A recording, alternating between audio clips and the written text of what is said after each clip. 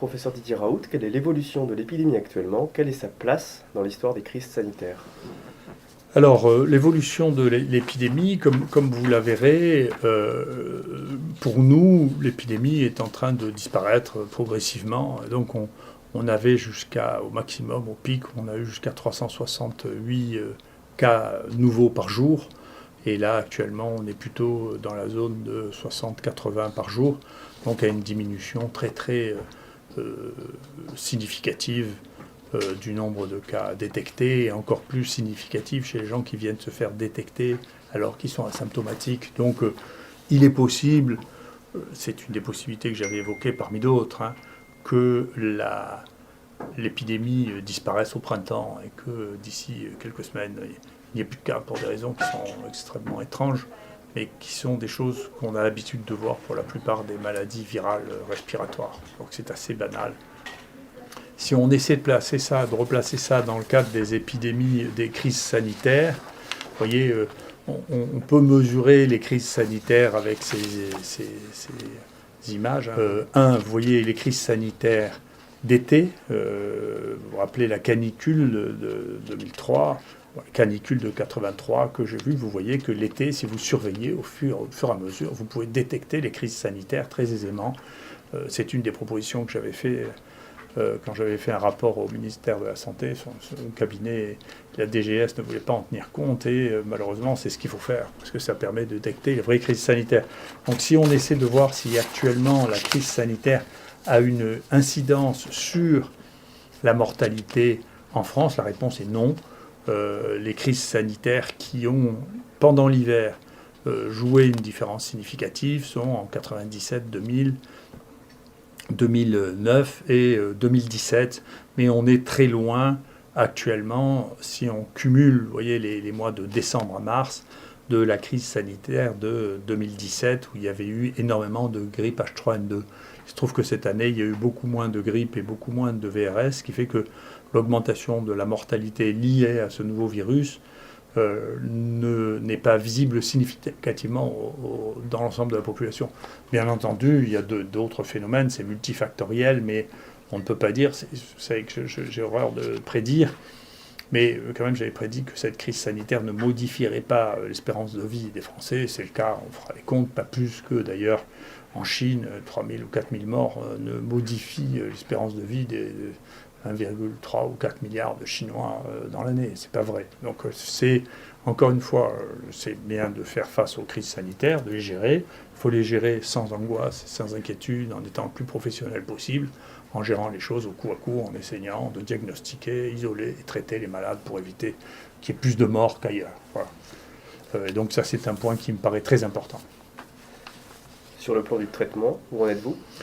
Sur le plan du traitement, nous, on est très contents. On est maintenant, ce qui est souvent le cas, quand on s'attaque à un problème, on a très généralement, rapidement, la plus grande série mondiale. Donc c'est le cas de pratiquement toutes les maladies sur lesquelles on s'est attaqué. Il y en a une dizaine comme ça, dans lesquelles on a la plus grande série de malades mondiales. Voilà.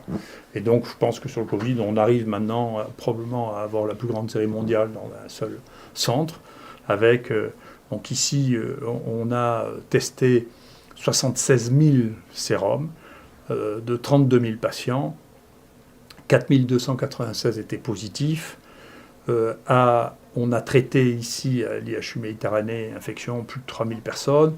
2 600 ont été traités par notre protocole hydroxychloroquine plus azithromycine, dont 10 sont morts, c'est-à-dire on confirme qu'on a une mortalité qui est inférieure à 0,5% pour l'instant, ce qui est un des résultats ou le résultat le plus spectaculaire actuellement au monde.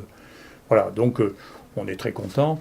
Les thérapeutiques, d'ailleurs cette thérapeutique, qu'elle soit ou qu'elle soit pas, elle est tellement spectaculaire, en réalité, les gens ont tellement de facilité à voir que ça fonctionne, qu'elle se répand et il y a des analyses qui sont faites en particulier par un institut de sondage des médecins qui s'appelle CERMO, qui montre que dans le monde entier, chez les médecins qui ont en charge ça, le premier traitement de tous actuellement, c'est l'azithromycine dans 50% des cas et l'hydroxychloroquine ou la chloroquine dans 44% des cas. C'est massif. Ça veut dire que les praticiens adoptent ça parce que tout simplement ça marche.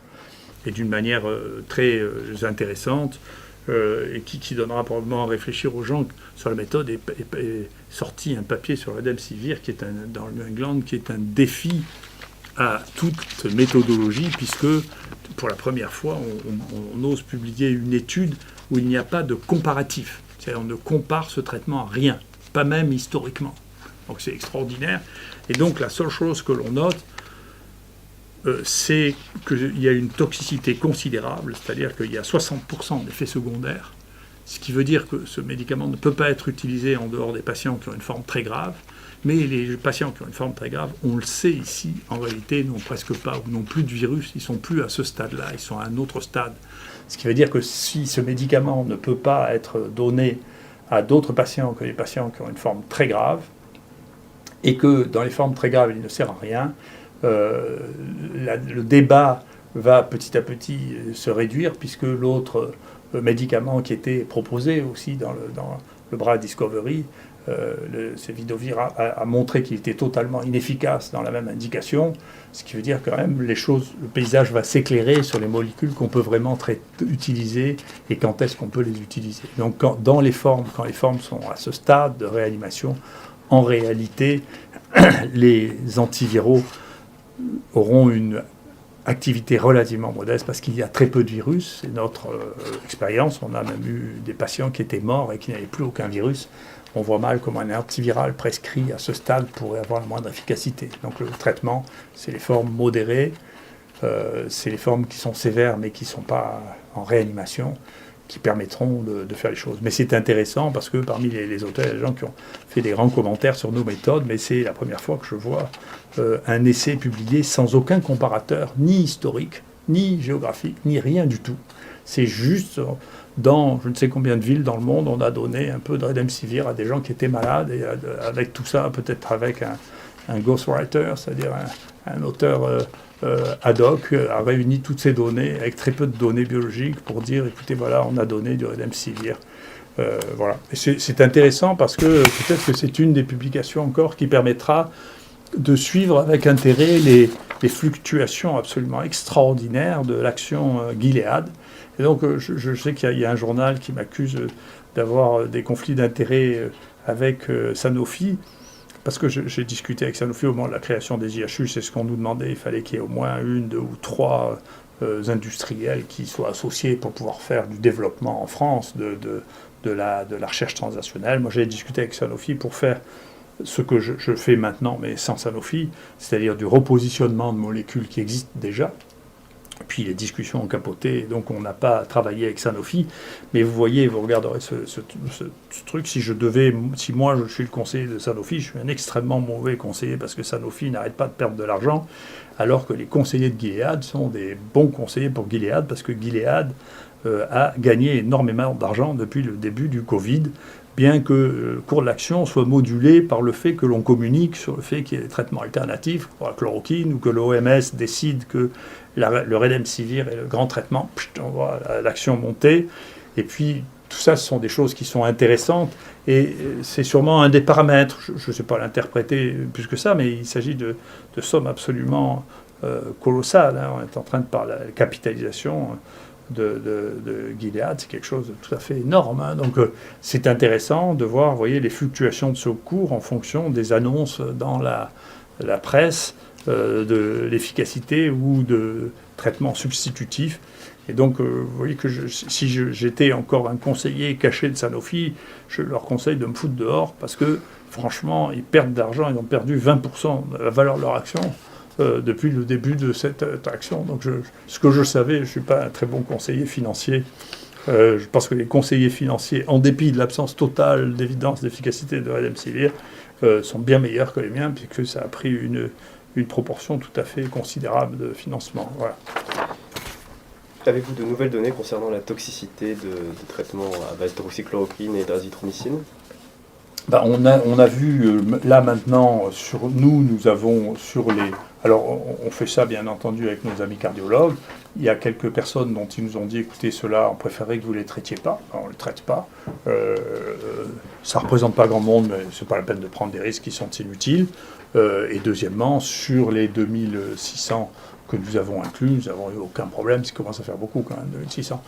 Donc je pense que, vous savez, tous ces débats au début, quand on commence, moi je continue à penser que le premier travail qu'on faisait méthodologiquement, rien à voir avec celui de New England, il y avait un groupe extérieur géographique qui était Nice, il y avait la comparaison, il y avait un point de comparaison qui était le portage viral, alors que dans le papier de New England, il n'y a aucun point de comparaison. Bon, on ne regarde pas la guérison, on ne regarde pas ni clinique ni viral.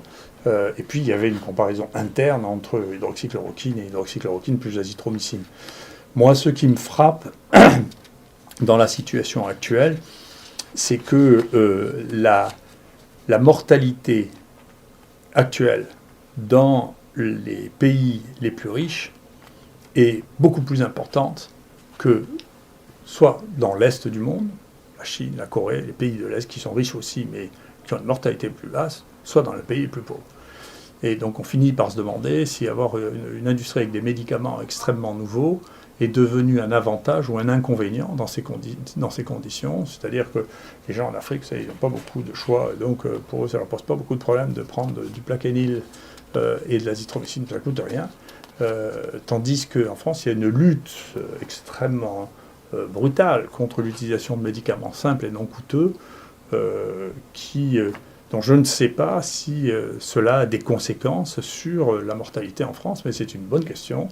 Et en tout cas, nous, quand on voit la différence de mortalité à Marseille comparée à des autres sites en France avec une population et un état de l'épidémie comparable, on peut franchement se poser la question de savoir si c'est mieux de prendre des vieux médicaments qui marchent ou des nouveaux médicaments dont on n'est pas sûr qu'ils marchent et dont on sait qu'ils ont des complications et des effets secondaires très importants.